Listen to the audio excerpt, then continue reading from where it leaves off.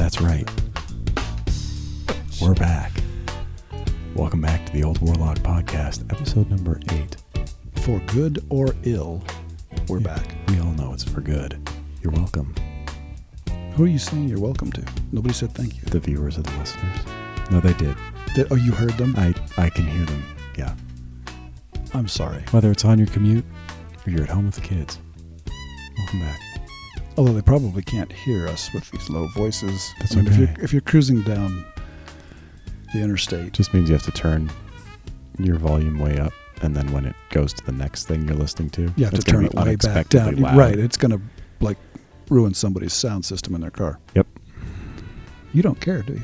I can't say that I do. I care. I would love to say that I could. I care. I that's am the risk you trying. run. No, it is not. That's why when you hook that's why when you hook your phone up to your car, you leave your phone on half volume. No, I'm here to. There's one of the warlocks is looking out for you. It's not the viewer. It's not the me. listener. It's not me Because he's really You remember the problem. You remember that scene in Here we go. in Emperor's New Groove when Kronk has good Kronk and bad Kronk on his shoulders. Yes. You are the good warlock. I'm I'm you're the the bad bad warlock. warlock. Yeah. I think that's very true. Yin and yang. Yeah. You know? I think that's true. Yeah. I think you've hit on something there. Thank you. But you know, because I can't help but think that there are people out there saying, "Get on with it." I mean, you know, no, yes, there are. There aren't. And for those of you who are in that camp, I apologize. This is called a cold open. It's how you. What is a cold open? You've never heard of a cold open? No. Oh yeah, when you start in sitcoms. Yeah. How there's 2 minutes of something happening. Like in Cheers, there's a minute and a half of something that happens before they go into the theme song. Gotcha. That's the cold open. So it's like the hook. So you have to rope people in. But nobody's going to get roped in. Consider yourselves roped. But nobody's going to be. Welcome to the podcast. Okay. Anyway, moving on. Jeez. Again, I get worse and worse so sorry. every episode. I apologize. I'm the reason our again. viewer numbers are going down. It's all exactly. Me. If I just stepped out and did this on my own, I'd probably be more successful. You'd probably be happier too. No, I wouldn't be happier, but I would be more successful. I'd be happy. Yeah.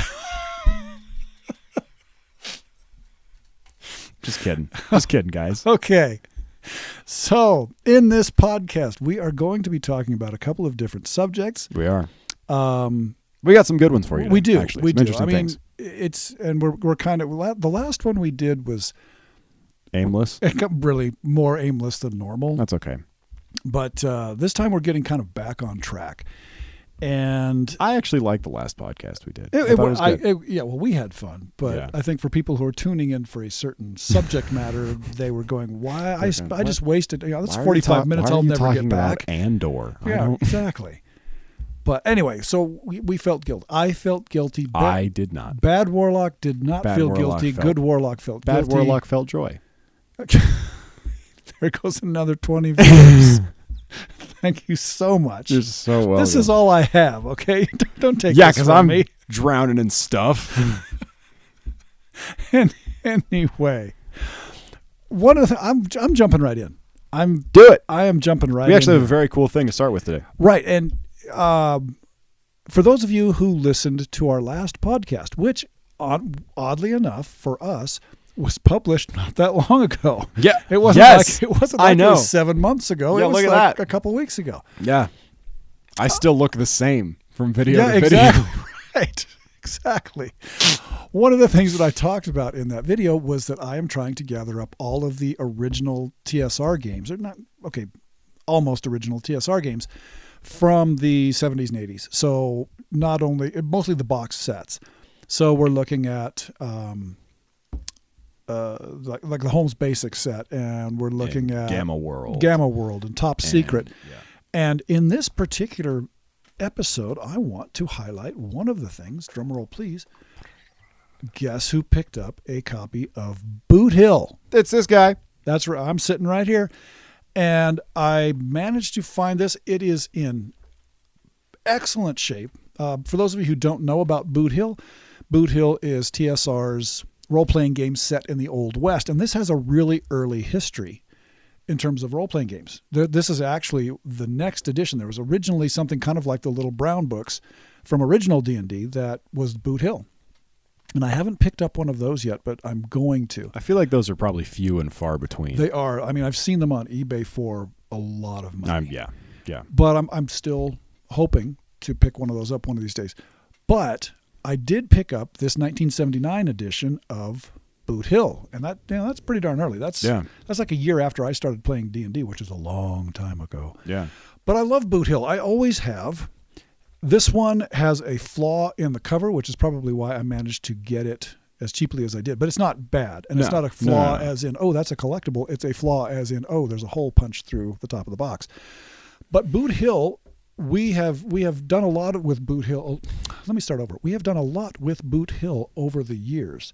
With our brand, our version Boot of it, Hill. yes. Yeah. But there have been a lot of elements brought out of Boot Hill into our own westerny thing. Yes. Yeah. And for context, some of you might not know what this is. It's Old Western role-playing. I'm sorry. Yes. Yeah. Old West. Cowboys. No, I think I said that. Did you? I think I said Old West. You might RPG. have. But yes, Red Dead Redemption, but role-playing games. Yes. Anyway, I managed to pick this one up because I want to, I'm a collector. That's what I do.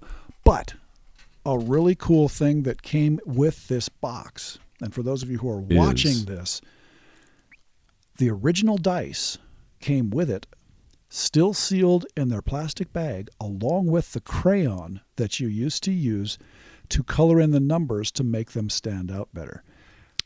This was a find.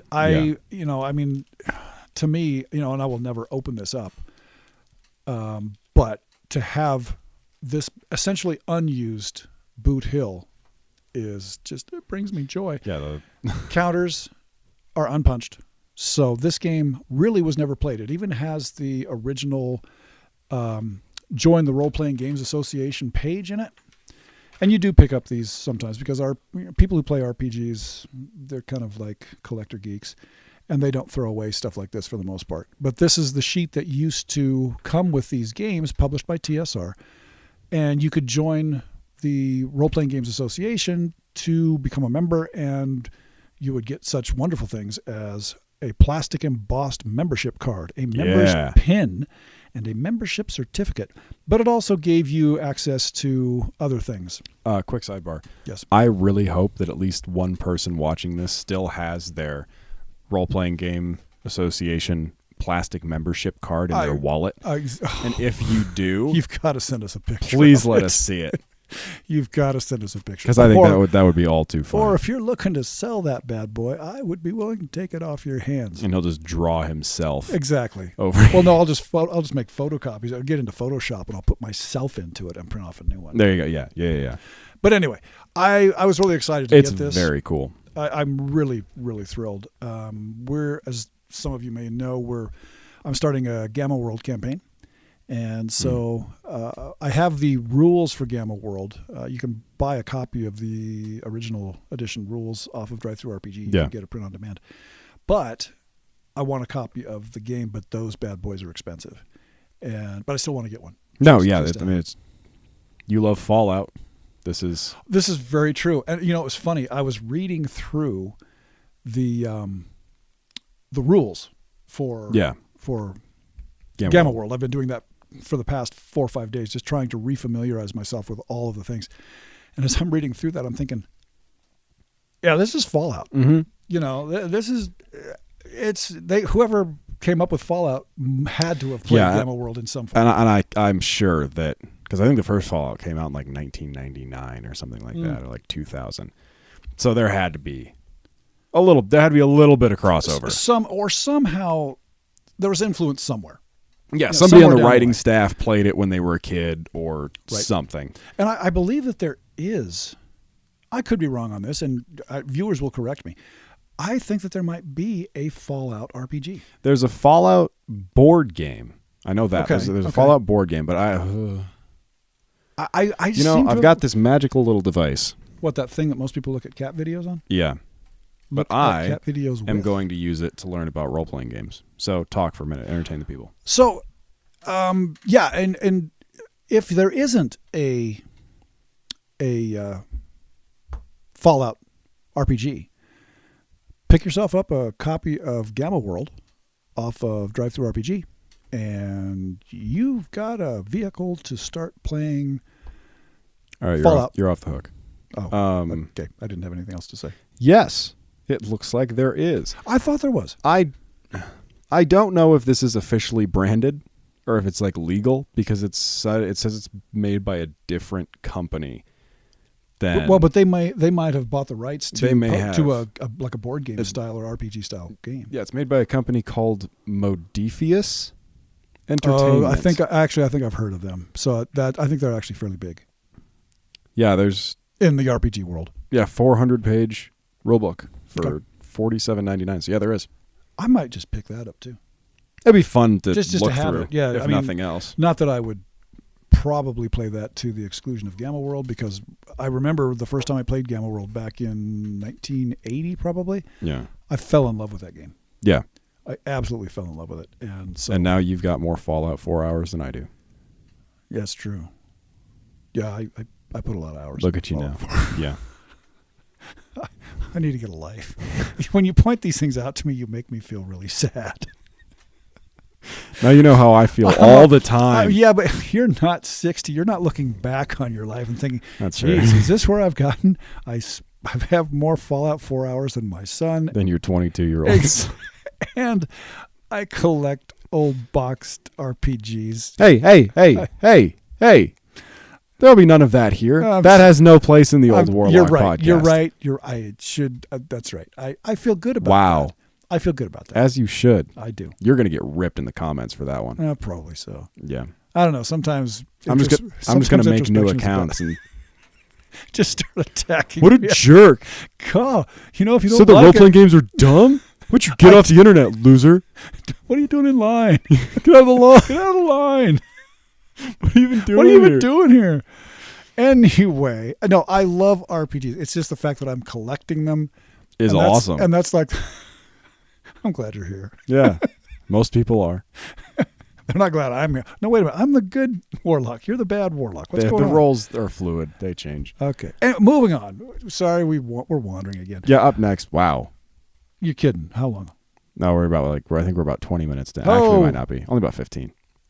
We're trying to keep better track of the time because we've been losing track of it pretty recently. And then we lose track. And then I forget to look at my watch before it actually starts. But the next thing we want to talk about, we've been having we actually have pretty good email dialogue with quite a few of you guys at this point, and we get to hear a lot about what you guys do, which we love. Yeah, it's awesome. We get to hear about your guys' role-playing games, what you're doing, what's going on in your lives, and we love all that. But one of the people we've been talking to, Greg. Greg has been keeping us updated on his adventures in a supplement. One real quick aside. Check on our Instagram. We're going to post something. Yes, Greg gave us permission. He gave me permission to do that. Greg created a dummies book, basically, a whatever for dummies. Yeah. And he created one for us because we're completely inept when it comes to podcast equipment. So look for our Instagram and Greg's contribution to that because it was really funny. Yeah, anyway, so check that out. But he has been updating us on his playthrough of a supplement. It's a 5th edition supplement technically, but he's been playing it anyway. And it's called The Lost Citadel. And this actually sounds really cool. With his group that he's been playing with. And basically what it is, and I'm butchering this. I might be butchering this because I haven't actually played it. I've just read the descriptions for it. But basically, everybody in this world that's been created has been turned into some kind of new undead that they made specifically for this supplement, except for one city that's still left in the world called Redoubt, which is a cool name. Oh, I love that. That's cool. Yeah.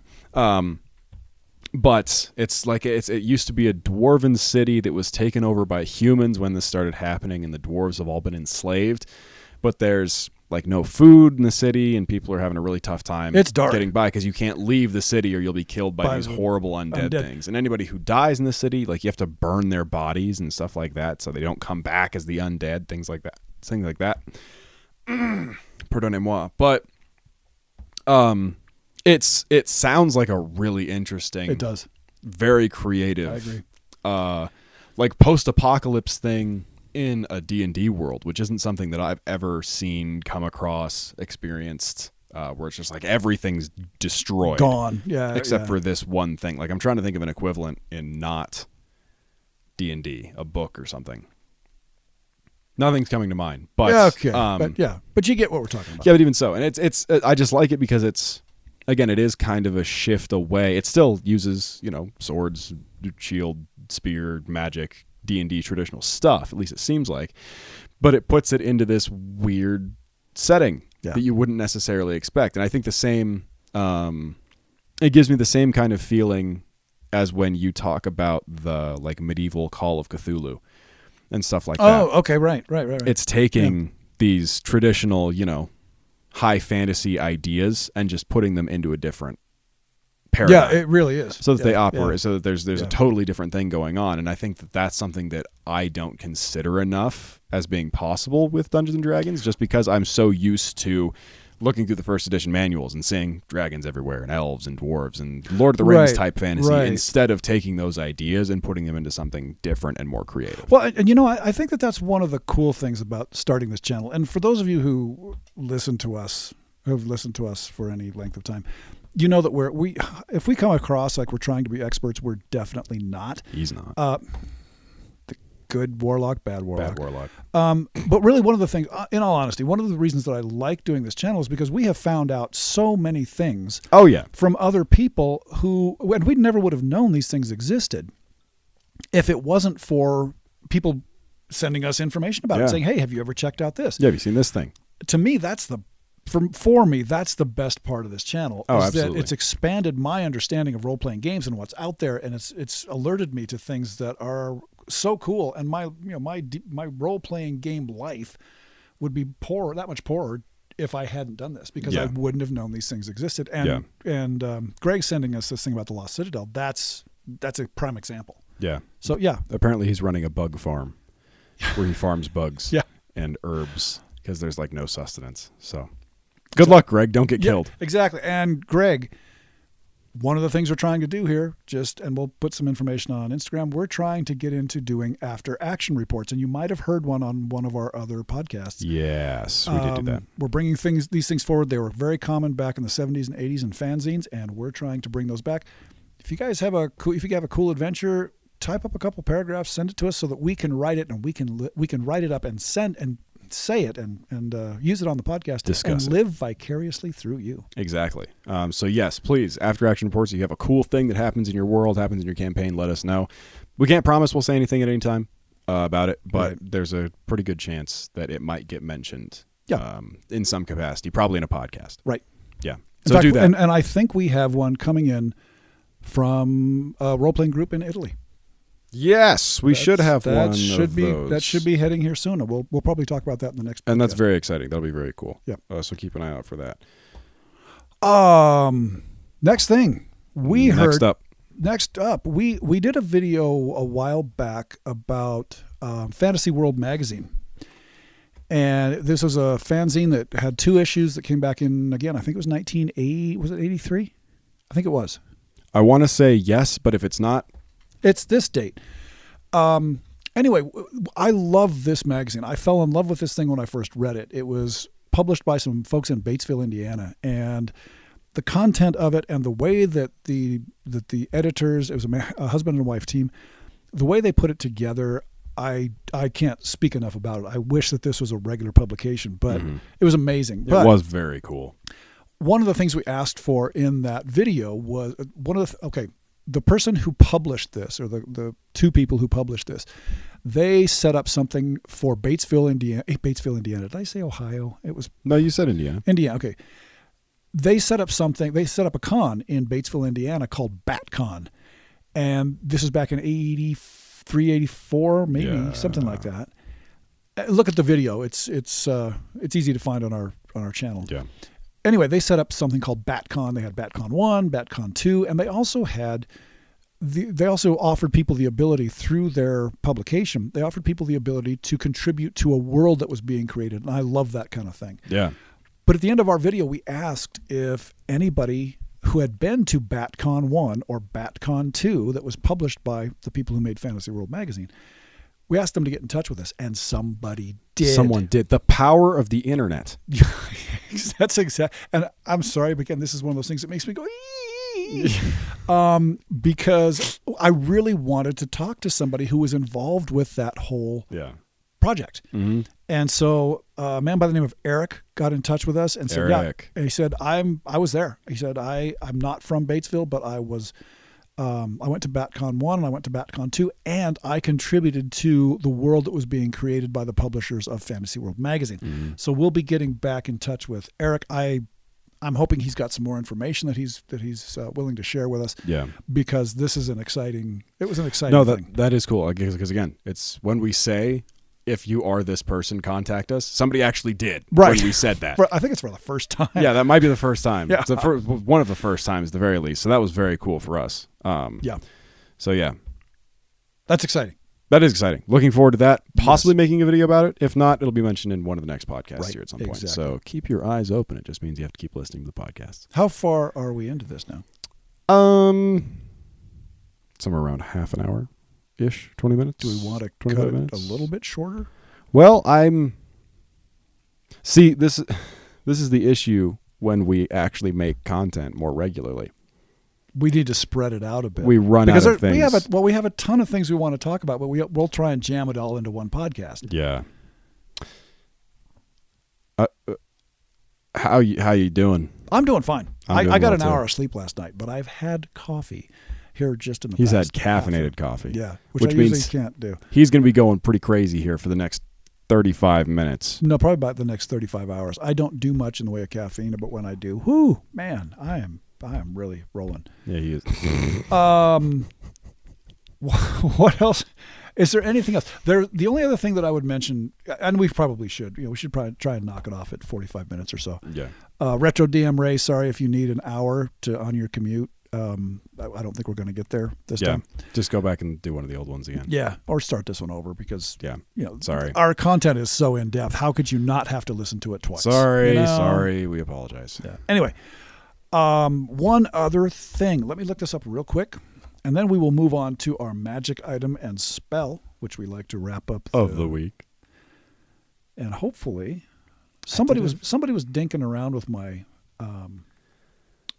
my iPad, which is where I have all my things. That was really rude of them. It also, really was. Talking to the mic. It was really rude, and this is what the bad warlock does. Good and bad are just constructs. Right, but they're constructs within which we live. Fair point. Thank you. Not just another pretty face. And don't make a comment about that. I should let her rip, guys. Let him hear it. Come on. Anyway, one of the things I came across something in my occasional wanderings. Yes. My occasional wanderings through YouTube and the internet, yeah. And something that I ordered and it has not arrived, and we will talk about this in depth in the next podcast, hopefully, because hopefully this thing will have arrived.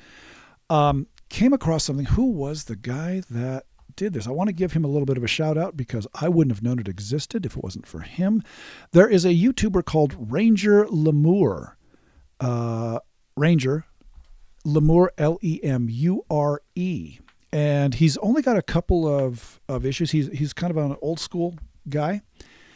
I believe he misspoke and he said a couple of issues. That's not what he meant to say.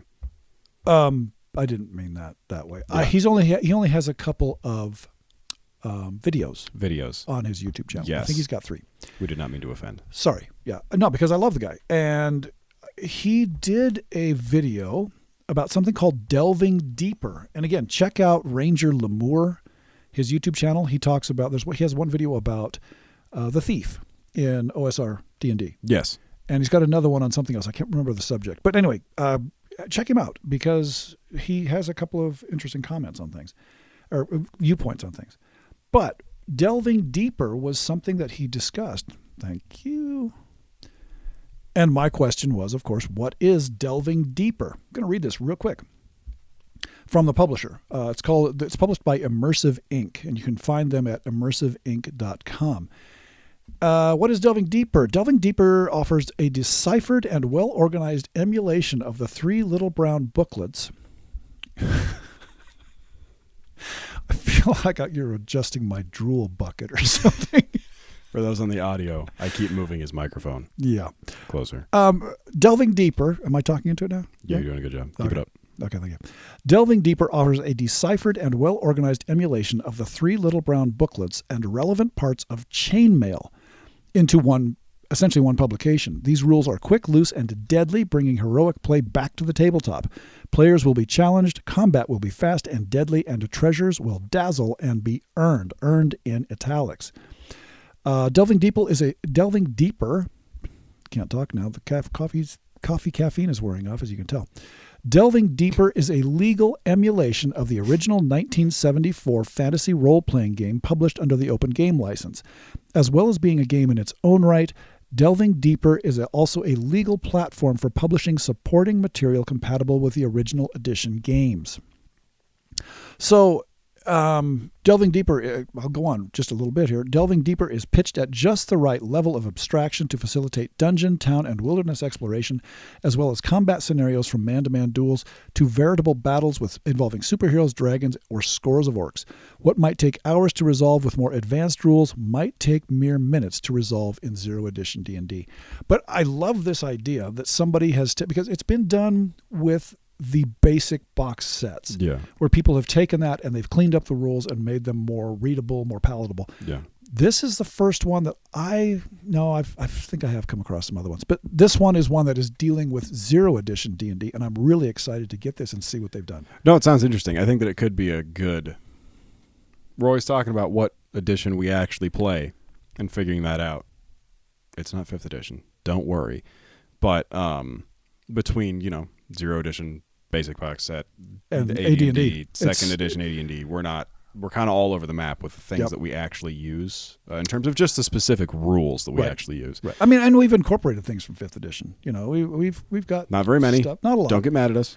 But are you saying that our audience is largely AD&D? I think that a lot of them are. Yes, based off of the comments on the. This is very true. On the You Need to Die. Yeah. This is very true. But I think this could be very interesting to look through. Yeah, I think I'm excited to get this and take a closer look, and maybe even if it does flow as well as Ranger Lamour says it does, we might have to jump in and try that and then let people know how it works. Yeah, give our honest review. Yep. The Old Warlock honestly reviews. Yeah. Well, at least I would give an honest review because I'm the good Warlock, and he would lie because he's the bad Warlock. But that's me. That's why I'm here. This is true. Balance in the Force. Balance in the universe. So anyway, you are so proud of that little act. I am. I learned so proud of that. I do it all the time. I know it. It drives everybody else that I talk to crazy as well. So it's not just you. I figured it wasn't. But we need to move on. Everyone's favorite part of the Old Warlock podcast is the magical spell and the magical item random selection, and where we talk about it. Yes. And give our thoughts on it. Would you like to do the spell or the magical item today? I'm kind of thinking spell. All right, you go ahead. You lead us off. That's not right. Silly goose. We are looking at the Wizard's Spell Compendium. These are available. I happen to have a complete set. Volume 3 of 4. These were published. For those of you who do not know, these were published by TSR in, 1993, I believe it was. This one was actually 1998. But what TSR did back in those days, and this is post-Gygax, but they went back and took all of the Wizard's spells that had been published for D&D at any time prior to 1998, and they put them in these books. So you've got all the Wizard spells, you've got all the magical items, you've got all the cleric spells. I'm still working on my clerical spell books, but I've got the first one. I need to get 2 more. But there's not very. Those are very expensive. Anyway, let's just take a random look at a Wizard's spell. He's opening up the book now. He's finding a random spell. No, He's chosen I want that one. I want this one. Okay. Oh, well, let's see. Wait. That's kind of boring. But that's what I chose, so I have to say. We must discuss it. Okay. So this is Protective Amulet. And I'm not quite sure where this confused. One came from. Must just be. It just says, this is the. Yes, thank you. All right, well, I'm just going to have to jump into this. Protective Amulet. This is actually an enchantment that you can cast on an amulet. Go figure. Area of effect, 1 piece of jewelry. Casting time, 1 hour. So this is going to take some time to put together. Duration, 1 week per level. It is a level 1 spell. This enchantment is cast on a small talisman, such as a pendant, amulet, or other item of jewelry. The item is thus transformed into a protective device against a single specific spell. The spell must allow a saving throw and be one that the caster knows how to cast. For instance, an amulet can be made to protect against charm person, but not against sleep or magic missile. If the wearer of a protective amulet is attacked by the spell the amulet wards against, a normal saving throw is rolled. If the saving throw fails, the amulet absorbs the spell energy and shatters. The wearer is treated as if the saving throw succeeded. A protective amulet must be an item of jewelry costing at least 25 gold pieces to protect against a first-level spell. The cost doubles for each spell level after that, so 50 gold pieces for a second level and so on. If a person wears more than 1 amulet of protection against the same spell, their energies cancel and none of them work. So surprise, don't be greedy. Yeah. Then there's a setting note in here that I just want to read. The protective amulet spell was originally from a Roman setting. In that setting, the base price for an amulet against a first-level spell is 10 denarii. So just so you know, it started in a Roman setting. Protective amulet, optionally, the DM may allow this spell to savage mages. In this case, the amulet is made of natural materials and requires a special material component. This is a quest item recovered by the one for whom the amulet is made, an eagle's feather, a tuft of giant badger fur, etc. Components from a creature should be from one whose hit dice are at least equal to the level of the spell warded against. Items not won by the prowess or cleverness of the recipient will prove useless, and the enchantment will fail. Simple enough. Interesting. Yeah, I mean, it's nothing super special. I do like the end there where they say, in order to make this thing work, you need to go on a quest in order to get them. Yeah. But I would make that, if you had to go on a quest to get the components for these, I would make this much more protective. Yeah, because it's not really worth it if you have to, Right. if it takes you forever to get the stuff. Because either I would want to be cranking them out and selling them, or would I have it be really powerful because you put a lot of effort into getting it. Right. But Right. pretty basic. Yeah, but still, not bad. Time for the item. For those of you who are just listening, Alexander is flipping through the book. Now he's looked away to make it random. And, what has he got? What the heck? I don't know. I have This is a weapon. it's a non-specific weapon. Okay. It's the weapon of polymorphed. Wait. No. Of proficiency. Weapon Of proficiency. Of proficiency, yes. In order to use... This is from Dragon Magazine, number 181. In order to use something properly, whether a weapon or a tool, one has to learn how to use it. However, a clever wizard can get around this by creating magical weapons and enchanted items that magically impart skill in their use to the owner, Nice. but only when using those specific items. If a poor fighter doesn't know how to use any weapon but a short weapon, the only type he or she could afford at the start, a broad weapon of proficiency found by the character is perfectly usable, just as if he or she had trained in broad weapons. However, if another broad weapon is found, whether magical or mundane, the fighter tries to use it. Fighting takes place with the standard non-proficiency penalty. Note that in the case of weapons of proficiency, there are no attack or damage bonuses. A fighter can merely use them competently in battle, even though he or she has no training with a weapon of that type. That's basically it. Not bad, though. No, I kind of like that. It would be a fun thing to just... This is on page 1522 of... Gives you some idea of how big these... The Encyclopedia Magica. Of how much this This is volume 4, though. It'd be kind of a cool thing to find in a dungeon. Yeah. If you're just thief gnome and you're walking through and you pick up the two-handed greatsword of proficiency. I would have to say, though, that I wouldn't allow I would give them the knowledge of how to use it, but that doesn't. They wouldn't be. physically They wouldn't be able to. Still, it could be. It could be fun though. Just a fun, quirky little thing. Yeah. What skills do you have? Well, I can use a two-handed greatsword. Really? Okay. Well, thanks for stopping in. You're 5'6". Yeah. You're 4'6". You're 4'6". That's all we have, though. That's really all we got. That's what we have. That's our summary. We're bringing up on the end here, so how much time have we done? probably about 45 minutes, I would say. That's maybe a not little bad. bit more. Yeah. So thanks for coming by. Yes. Yes, that's We all we've appreciate got it. going. We were talking before the podcast started about how we have officially beaten the average for new podcasts. Yes. Usually Yes. they fizzle out after episode 7, and this is episode 8. So look at us pushing the. So look at us smashing the ceiling. Look at us. But that's all thanks to you guys. Yeah, it is. Thanks for listening. We appreciate it. Yeah, we do appreciate you being here. We really do. Watch the next video. Listen to the next podcast. Oh, and one last thing that I'm Okay. going to throw out there, All right. and you are not prepared for this. Okay. We may be doing a Christmas in-person special. Well, not in person. We're No, not coming not to in your person. house. No. But it will be online in person.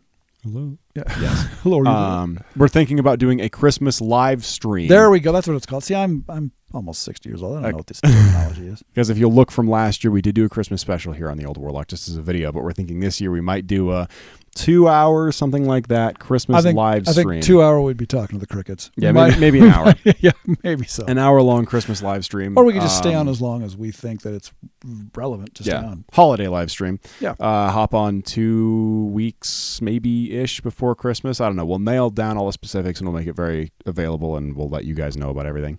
But we think it'd be fun. We're just basically going to talk about gifts that we would maybe encourage you to get for that gamer in your life. But also just, if people have questions if about you have questions about us, us, what we do. Yeah.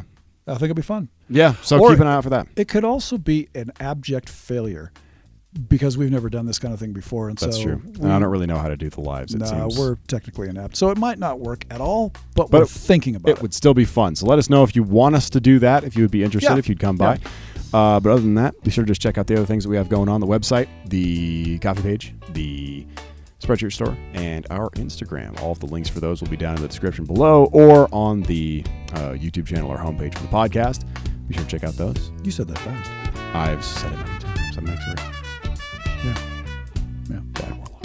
Yes, very true. Thanks for coming by. Thanks for coming by, guys. We'll see you next time. I'm Jim. I'm Alex. Keep that sword on free. Bye-bye. Bye-bye.